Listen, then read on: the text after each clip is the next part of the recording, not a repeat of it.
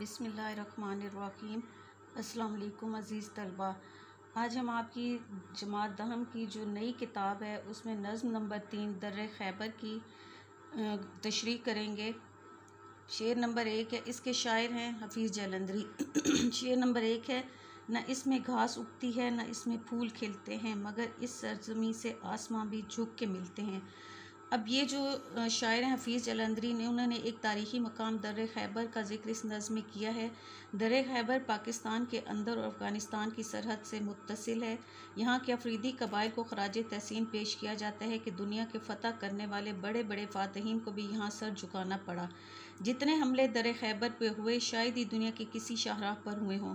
दुनिया का ये मशहूर दर्रे खैबर पेशावर से 11 मील फासले पर है।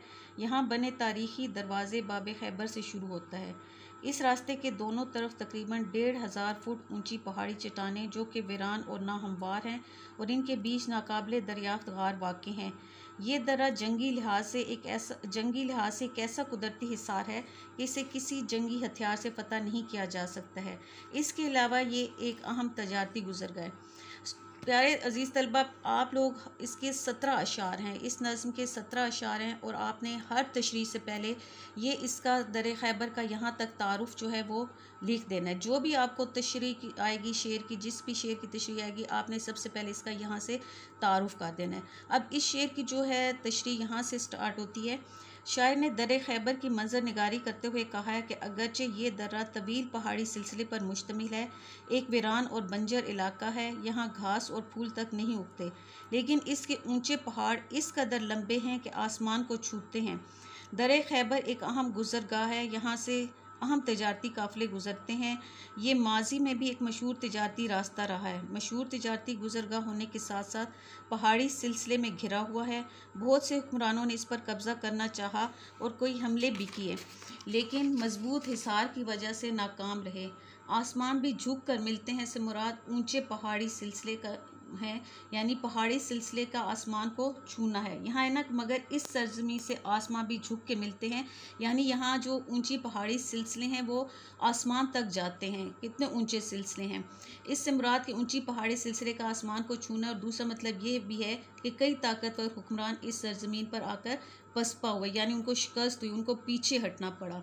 अब शेर नंबर 2 है, कड़कती बिजलियों की इस जगह छाती दहलती है, घटा बज कर निकलती है, हवा थर्रा के चलती है।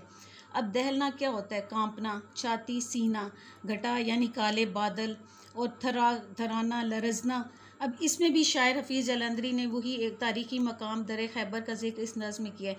ये जो लाइन है ये आपने हर शेर से पहले लिख देनी है, और उसका जो पहले मैंने आपको यहाँ पीछे तारुफ बताया है, उसका इंट्रोडक्शन जो है दर्रे खैबर का, आपने वो भी हर नज़मी तशरीह से पहले लिख देना है। अब इस शेर में शायर कह रहे हैं कि दर्रे खैबर का हिफाजती हसार यानी पहाड़ी सिलसिले, यानी उस दर्रे को चारों तरफ से पहाड़ियाँ घिरे हुए हैं, इस कदर ऊंचे और तवील हैं कि कई फातिहीन ने इस पर बारहा हमला करना चाहा मगर नाकाम रहे। मजबूत और ताकतवर हुक्मरान इस जगह पसपा हुए। यहाँ के कबीले आफरीदी के बारे में मशहूर था कि वो जंग के शौकीन हैं, जिसकी वजह से दुनिया के बड़े बड़े फातिहीन को यहाँ सर झुकाना पड़ा। इस तरह के दोनों तरफ तकरीबन 1500 फुट ऊंची चट्टानें हैं। इसका सबसे ख़तरनाक हिस्सा तारीख़ी अली मस्जिद है, जहाँ कड़कती बिजलियों जैसे हुक्मरान हार मान गए। यहाँ दर्रा इतना तंग हो जाता है कि इसकी चौड़ाई सिर्फ चंद मीटर तक रह जाती है। यही वजह है कि हज़ारों फ़ौजियों के लिए ये क़यामत बर्पा करते थे। हर फ़ौज यहाँ आने से घबराती थी, क्योंकि तंग सिलसिले जो थे इन्हें ज़िच करके पसपा होने पर मजबूर कर देते थे। यहाँ तक कि इनकी लाशें भी उठाने के लिए इन कबाइल की बात मानना पड़ती थी कि ये जो सिलसिला है ये पहाड़ों में घिरा हुआ है और ये इतना तंग है कि यहाँ से गुज़रते हुए जो थे फ़ौजी भी, जितनी भी अफवाज आईं वो घबराती थीं, और यहाँ के जो कबाइल थे वो भी उनको आगे नहीं आने देते थे, और जो फ़ौजें थी वो पसपा होने पर मजबूर हो जाती थी। अब शेर नंबर 3 है, ये नाहमवार चटियल सिलसिले काली चट्टानों के अमानतदार हैं गोया पुरानी दास्तानों के। नाहमवार चटियल यानी ऊंचे नीचे वीरान सिलसिले, ये जो काली चट्टानें जो पहाड़ी हैं, इसमें बहुत सी पुरानी दास्तानें छुपी हुई हैं। अब इसमें शायर हफीज़ जलंधरी ने एक तारीख़ी अहमियत के हामिल मकाम दर्रे खैबर का जिक्र किया है।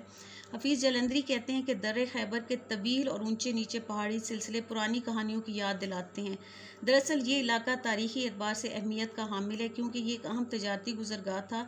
आर्यों से तकरीबन 4000 साल पहले इसको पार किया था और हिंदुस्तान में दाखिल हुए। मंगोल और तातारी भी यहाँ आए। सुल्तान महमूद गजनवी, शहाबुद्दीन गौरी, बाबर और अहमद शाह अब्दाली जैसे फ़ातिहीन भी यहाँ आए। मशहूर सिकंदर आज़म को भी यहाँ पसपाई हुई। सिकंदर आज़म की फ़ौज ईरान को फ़तह करने के बाद गंधारा रियासत पर हमला आवर हुई, तो इसी दर्रे खैबर पर सबसे ज़्यादा मुज़ाहमत का सामना करना पड़ा, जिसकी वजह से सिकंदर आज़म की फ़ौज को यहाँ से अपना रास्ता बदलना पड़ा। इस वजह से भी ये दर्रा तारीख़ी वाक़यात की याद दिलाता है। ये जो हुक्मरानों का जिक्र किया गया है यहाँ मुसलमान फ़ातिहीन का और सिकंदर आज़म का, ये अगली तशरीहात में भी बार बार इनका जिक्र आएगा और आपके सवाल के जवाब जो हैं उनमें भी इनका पूछा गया है इन फ़ातिहीन के बारे में, और इनकी ये बार बार अगले अशार में भी इन्हीं फ़ातिहीन का जिक्र आएगा। इसलिए आपने इनके जो नाम हैं वो ध्यान से याद रखने हैं। अब हम ये जो है ये वीडियो ये 3 अशार पर मुश्तमिल है। अगली वीडियो में फिर मैं अगले अशार की तशरीह करूँगी, क्योंकि इसके 17 अशार हैं और 3-3, 4-4 करके हर वीडियो में मैं आपको अपलोड करूँगी। शुक्रिया।